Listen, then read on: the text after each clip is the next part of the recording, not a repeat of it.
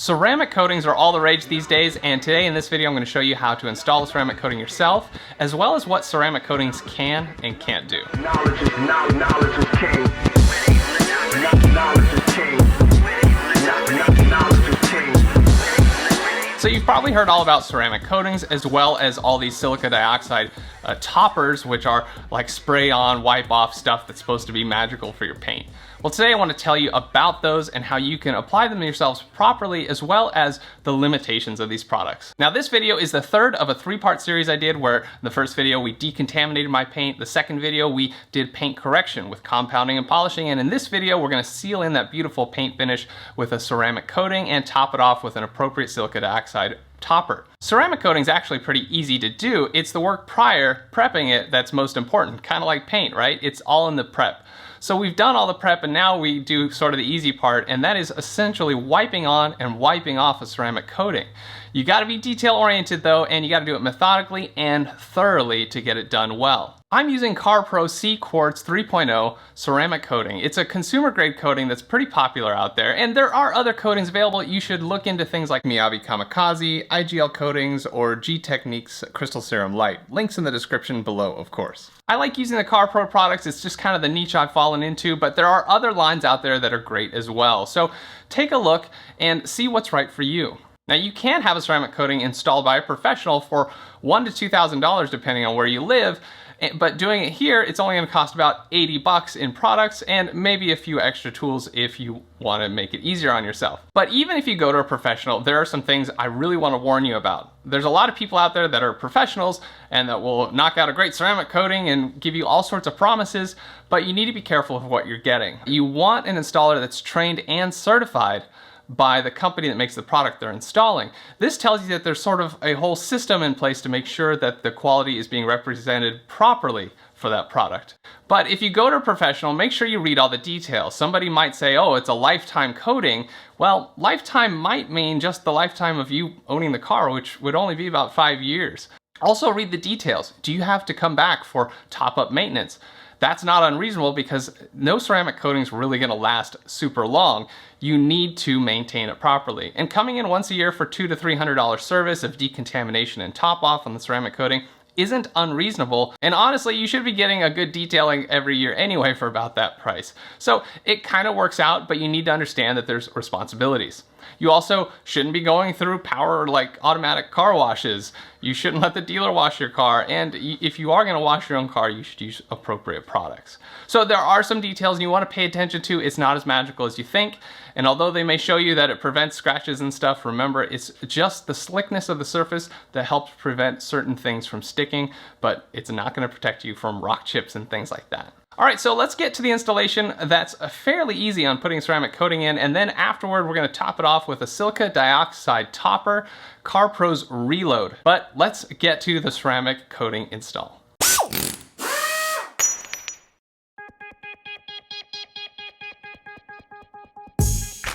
Just like the paint correction process, you want to tape off areas that you don't want to get ceramic coating on. In this case, I have a lot of paint protection film, and although it's pretty popular to put ceramic coating on paint protection film, I choose not to, and I'd rather just put a sealant on it instead. So I'm giving myself a little bit of a tape border so I don't get ceramic coating on those areas. You may also want to tape sections of like plastics and rubber, things like that. Although ceramic coating is pretty good on most surfaces, you know, I just choose to put it on my paint today. They do make ceramic coatings that are specifically made for glass, plastic, and rubber, and even your interior leather.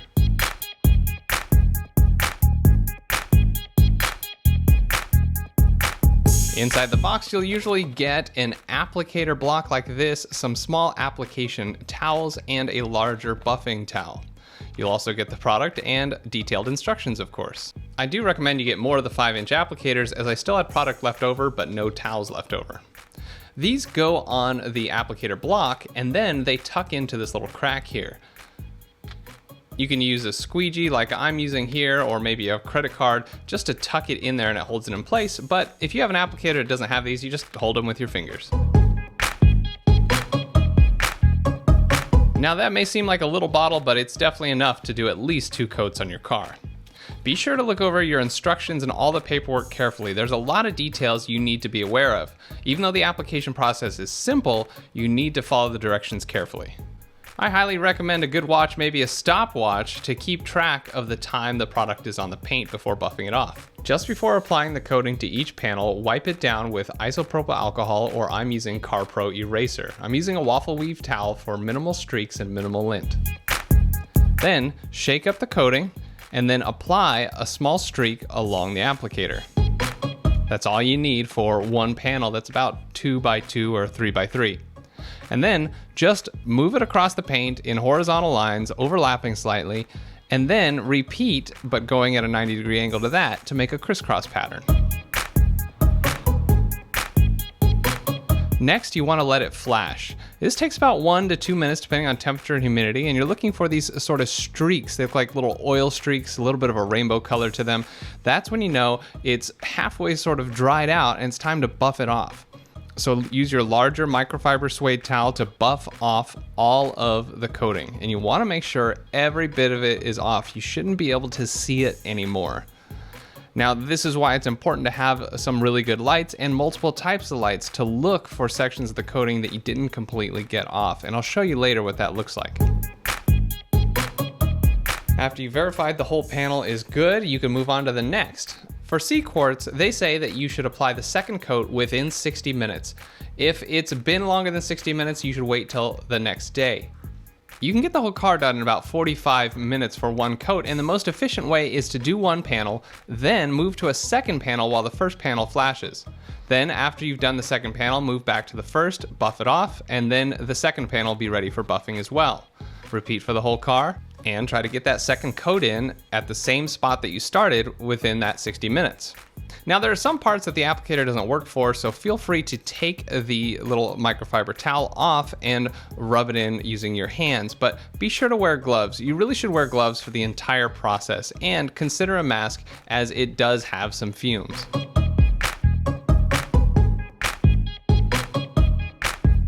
Now, I cannot stress enough that you take the car out to look at it in different lights, like the sun and shade. I promise you will miss spots. Like, how could I have missed this? I have fluorescent lights and my detailing light, and I totally missed that until I saw it in the sun. And there were spots like this all over the car, and I learned this from the first time I ceramic coated. I didn't do this, and there were all these spots that I had to correct later. And they're a lot easier just to wipe off right now, but once it completely cures, you've got to use polish to get the high spots off. So you see all these little dark areas. This is what we call high spots in ceramic coating. Here's some more. It looks like greasy fingerprints all over the car. And some spots you may see in the sun, and then others you won't see until the car is in the shade. So move the car around into different angles of the light to look for these spots. This could take you 30 to 45 minutes. But still, there were spots I found later after it had cured, like these here. So all I did was take a little bit of Meguiar's polish onto this buffing pad, buff it a little bit, and then buff off the residue, and it was gone. It actually comes off easier than you'd expect, but you can't just wipe it off like you could when it was fresh. Here's another spot right there, and then it's gone. Okay, the last step is to put a silica dioxide topper spray on the ceramic coating within 60 minutes, and if not, the next day. This is CarPro's Reload, but your manufacturer may recommend something else. You've seen these products before, they're getting really popular. You've seen F11 top coat, but I can tell you it's much more diluted than Reload, and Reload lasts much longer than most of the other products on the market. It's easy to use. All you do is spray it down on the paint, wipe it off, and then grab a clean towel to do one more wipe. And this will help protect your ceramic coating and keep the surface super, super slick. Now, you may have got a little Reload bottle like this in your kit, but if you didn't, you can order it by the big bottle and cut it in half for darker colored paints. It may seem expensive, but it goes a long way.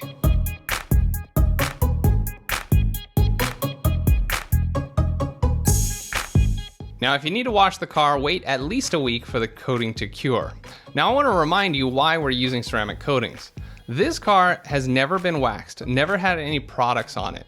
And you can see what happens when I spray it. This is a clean car, by the way. I just washed it. Look how much water just hangs to the surface. If you were to collect all that, there would probably be at least an ounce or two of water there, which makes it kind of difficult to dry.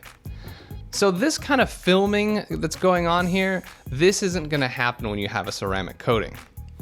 Let's go back to my first video where I was doing the strip wash on my car. You can see where the coating has failed on my car and the water's doing this sort of filming thing going on, especially on the back and just behind the wheel arches.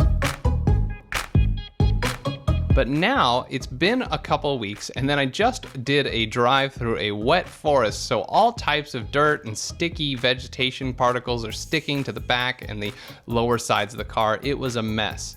So here's rinsing it off, and the ceramic coating's doing a great job along the top of the car, but still a lot of that sticky vegetative coating is still sticking to the car, and it's creating a little bit of a filming down on the lower section near the doors.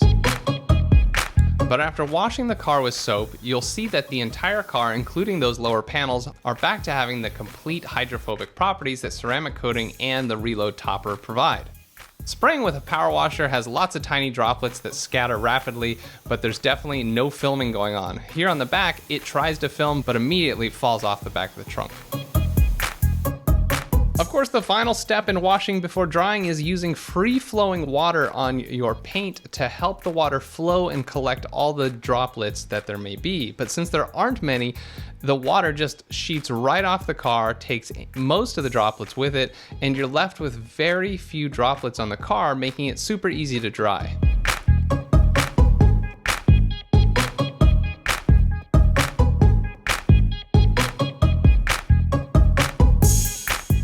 Oh man, that surface looks so nice and it's so slick. I love it. The water just rolls off, and I mean, after I wash my car, I could just hit it with a leaf blower and it would be mostly dry, which I need to invest in one of those good leaf blowers so I don't have to towel off my car.